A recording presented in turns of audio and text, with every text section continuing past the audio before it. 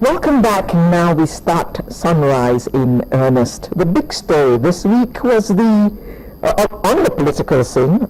Well, there was happening in sports as well, but on the political scene, the biggest news was the defection of the Speaker of the House of Representatives. Well, he didn't take that sitting down. He has gone to the courts of law. Now, what is the implication of this movement from the ruling party to the opposition party, the APC? Now, to look at this with us this morning is my pleasure to welcome two legal practitioners, even though one of them claims that he's only a PDP chieftain in Ogun State, and I'm talking about Mr. Bukola Olopade. Good morning. Good morning. The other is Mr. Kenneth Odidika. Good morning. Good morning. Thank you for joining us this morning. Pleasure. Now, the Speaker has defected. The big question now is, can he remain the Speaker of the House since he got there on the bat of the PDP? Thank you very much, Alero. The simple answer is he cannot, and I'll explain. Section 681G of the Constitution that we operate currently is very clear, and it's a compulsion, it's mandatory that he must leave the moment he ought to have left the moment he moved over to APC. Okay. And this is being dispassionate about it. No emotions, no sentiments. Because the law says that anybody who hasn't been sponsored by a political party, like you rightly said, PDP sponsored him into the House, and the person moves over to another party, that person shall, that's the compulsion, that's the mandatory. It doesn't admit of discretion. Okay. Have discretion on the matter. I got question marks everywhere on what you have just said. Okay, let's look at River State. Correct. The governor moved. He got there. National Assembly, not governor. Oh, the law talks about the law. Two different laws. It doesn't talk about governor. It talks about that. It talks about the legislature, National Assembly. It says any legislative Senate or House. Okay. So it will only apply if you are an officer. If not an officer, if you are a legislator, okay, who had been sponsored by a party, yes, moves over to another party while his tenure had not ended. In this case, it was supposed to end 2015. Yes. So for Tambuwal to have left PDP at this time, move over to APC, when the tenure was to end in, according to him, June 4th, 2015. What he had done was to vacate. By doing that, we vacated the seat. Okay. Because there was no discretion. It's not may, could. No. He said shall. Shall. Okay. Now, Mr. Olopade, which text has done, that which ought to be done. So we are left. Okay, Mr. Olopade, this is not the first time a member of the House is moving from one party to the other. And we didn't see this happen. They're still in the House. Well, let me first of all say that at every given time I wear my heart as a politician with pride. But we must always remember that the perception world over is that politicians are not men of honor and dignity. So it behoves us to, at every given time, to do the right things in order to ensure that younger people watching us, who we are meant to be role models for, can tap into the goodness of our behaviors. I'm sure channels, and I think channels... I'll put that word in inverted commas, the goodness. Exactly. See what I mean? I'm sure channels, what you are doing for our country is unique, and we must thank you. But I'm sure the essence of bringing experts like my brother on the other side and politicians like me on the side is to ensure that the masses and the electorate who are not well schooled, who may not be well schooled, who are confused, get a clear-cut picture of what our country, the direction our country should be going.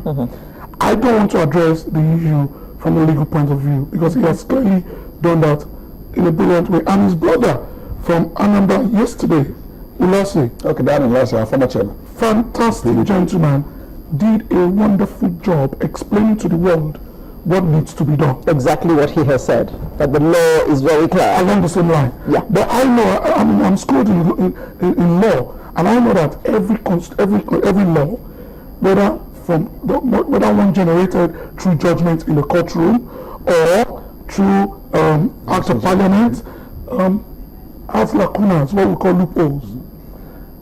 People can hide behind those loopholes. What about morality? The moral thing to do, as far as I'm concerned, is for the speaker, a fine gentleman, to have resigned, and he would have been the hero today. And what do I mean by that? I've seen brilliant lawyers like Gbajabiamila try to defend the actions of the speaker, also working through the loopholes of the constitution. But the question I want to ask Mr. Gbajabiamila, if he's watching, is that what is he on the floor of the House? He's a minority leader. And Leorugo is the majority leader.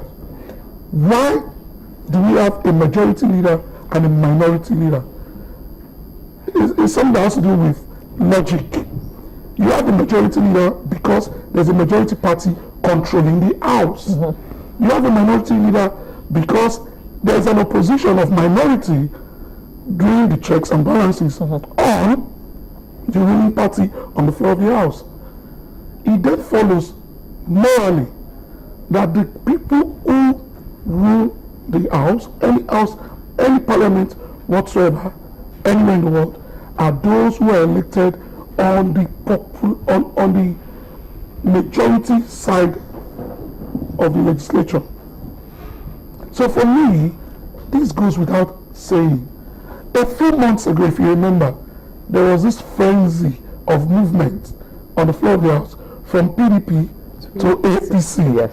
And Femi Gbajabiamila was busy rubbing his hands and waiting for them to take over the majority of the House and, of course, change all the principal officers on the floor of the House. So why is this different? For me, when Khrushchev said politicians build bridges where there are no waters, he was talking about us. We do not, in the Yoruba language, there's a proverb. You are being called a thief, and in the middle of the night, you are seen with a goat. Why will people perceive us to be liars, thieves, men without honor and dignity, and yet we cannot act with dignity? I have refused to look at it from the point of view of the law. He has gone to court, rightfully so. But one thing he has done again going to court is to bring the House under restriction. He wants the House to be, he wants an injunction on the House. Is it not said that the House would within themselves take decisions on their leadership? Why are you in a panicky state? If you believe you're that popular, go to the floor of the House, throw the question to the floor of the House, and see if these same people who elected you would agree that you stay on. Yeah, this all is worrisome, because these are the people who have the Constitution as their textbook, and some of them don't even seem to understand the book which they're supposed to be ruling us or making laws for us by. Because we can't say that the members of the House of Rep don't understand what you just explained. It is there in black and white. They do understand, and he understands it. And look at the game he played. Before he told them he had moved, remember, they had taken adjournment. He said, but before I hit the gavel, yes. He said, before I hit the gavel. So the motion for adjournment had been taken. If he had told them that before the motion for adjournment, that House would have adjourned. They don't have hope. Okay. We've since been joined by another legal practitioner, Mr. Chima Naji. We're looking at the happenings in the House of Rep this week when the Speaker defected to the APC, and we're wondering if he has locus to remain the Speaker, even though he has left the party on which platform he was elected to the House and to the position of Speaker. What are your thoughts? I think the law is very clear. As I've listened to a number of people who make comments, and they seem to be missing the point when they compare this with executive defection. We've addressed that.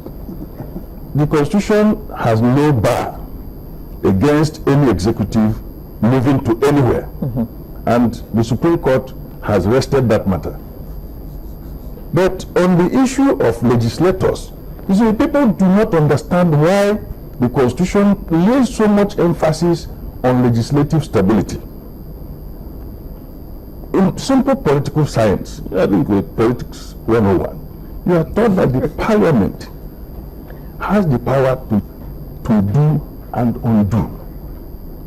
It can even, looking at a man, That's it. say you are a woman. Correct. Absolutely. Correct. And that is the level you will carry throughout life, unless that law is changed. Because you will be treated accordingly under the law. Executive cannot do that. That is why, in the wisdom of those who framed that clause, want to maintain some measure of stability.